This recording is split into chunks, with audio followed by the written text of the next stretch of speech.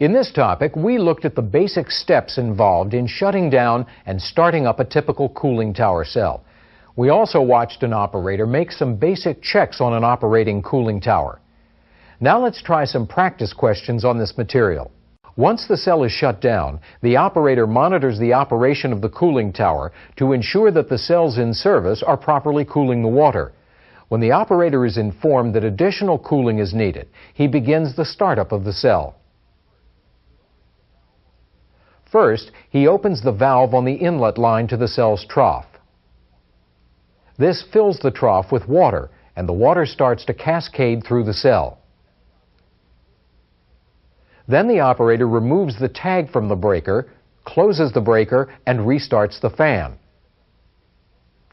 Once the fan is up to speed, the cell is back in service. When a cooling tower is in service, it's important to check it for proper operation. As an operator, there are several routine checks that you can make to ensure that the tower is operating properly. One thing to check is the water level in the catch basin. If the level is too low, the circulating pump could lose suction. That could damage the pump and reduce or stop the flow of circulating water. The level in the catch basin is sensed by floats in the basin. Operators should check the floats to make sure they move freely so that the proper level can be maintained in the basin. All cooling water contains contaminants. The contaminants in cooling water can be divided into four broad groups: suspended solids, dissolved gases, and microorganisms. Suspended solids are solid particles that are trapped in the cooling water. One source of these particles is air. Dust and dirt can be carried into the tower by the air passing through it. These particles become trapped or suspended in the cascading water. Another source of suspended solids is the makeup water. Solids are carried into the tower as water is replaced. When suspended solids collect inside a cooling water system, they form a thick mixture called sludge. Sludge can restrict water flow through equipment, interfere with the transfer of heat, and decrease cooling tower efficiency. Chemicals such as calcium or magnesium are often found as dissolved solids in cooling water. These impurities can become concentrated, come out of solution, and cause scale buildup. Scale buildup on the inside of a heat exchanger can reduce heat transfer and restrict water flow. Now, there are several ways that dissolved solids can concentrate to form scale. For example, when water evaporates in a cooling tower, solids are left behind, and the concentration of solids becomes higher in the remaining water. Also, untreated makeup water may have high concentrations of dissolved solids. One way to control the concentration of solids in a cooling tower is to drain or blow down water from the system. A blowdown is an intentional discharge of cooling water from the catch basin. In addition to blowdown, scale-preventing chemicals may be added to the cooling water to control scale buildup. These chemicals, known as scale inhibitors, form a protective layer on metal surfaces that prevents scale from building up. Other chemicals may be added to control the water's pH. The water's pH is an indication of its acidity or alkalinity. A low pH means the water is acidic. A high pH means the water is alkaline. A relatively low pH tends to increase the likelihood of corrosion, while a relatively high pH tends to increase the likelihood of scale formation. If the water's pH is high, acids such as sulfuric acid, which have a low pH, can be added to lower the water's pH. On the other hand, if the pH is too low, an alkali is added to raise the water's pH. Cooling water is often sampled and tested for solids concentration and pH. The results of the tests determine how often blowdown should be done, how much water should be blown down, and the amounts and types of chemicals that should be added. Another group of contaminants that you should be aware of is dissolved gases. Cooling water often contains dissolved gases such as carbon dioxide, hydrogen sulfide, and oxygen. Some of these gases can react with the metal in the cooling system to cause or speed up corrosion.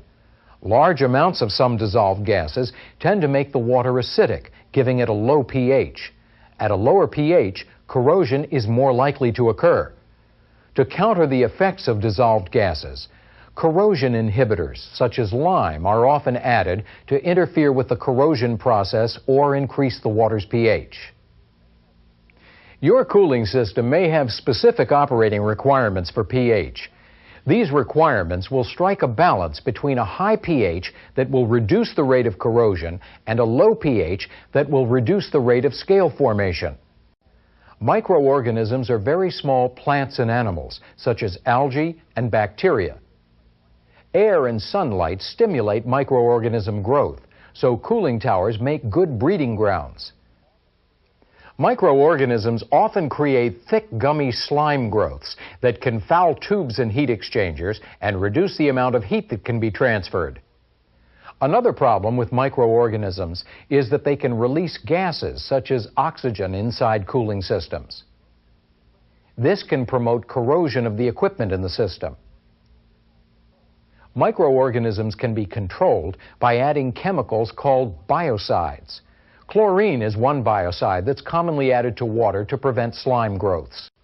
Chemicals are added to the water in cooling towers for many reasons. You may be responsible for adding chemicals to the water, so you need to know how to do it safely. Many of the chemicals used may be hazardous if they're not handled properly. You should always be aware of their specific hazards, and you should follow your company's procedures when you handle any chemical. The precautions you need to take may depend on how the chemicals are added. For example, some chemicals can be added so that there's no contact with personnel.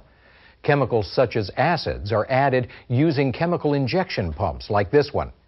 On this pump, the amount of chemicals added can be controlled by adjusting the stroke of the pump. That's done by turning this knob on the pump's controller. Chemicals are sometimes added using specialized metering devices. Here, chlorine is added to the cooling water through this chlorinator. A chlorinator regulates the flow of chlorine gas to the cooling water system. The chlorinator allows chemicals to be added in such a way that personnel do not come into direct contact with the chemicals. Now, chemicals aren't always added with specialized equipment. Sometimes you have to add them by hand. If that's the case, you'll need to follow your company's procedures about where and how the chemicals should be added. For example, you may be required to add the chemicals near the makeup line so that they can be thoroughly mixed with the cooling water. Depending on the type of chemical that you work with, a face shield, rubber apron, gloves, and boots may be required to protect your body. In some situations, the chemicals being added may be in the form of a powder, so a dust mask or a respirator may be needed in addition to eye protection and other protective gear. Also, you should know the location of the nearest emergency shower and eyewash stations. In this topic, we looked at cooling water contaminants and their effects on a cooling water system. We also discussed why chemicals are added to cooling water, and we looked at how these chemicals can be added to the water. Now let's try some practice questions on this material. Suspended solids are solid particles that are trapped in the cooling water.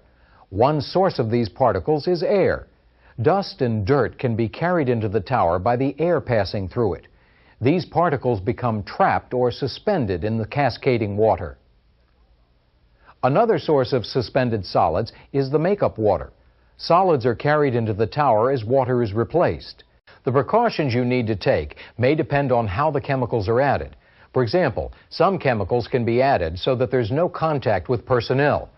Chemicals such as acids are added using chemical injection pumps like this one.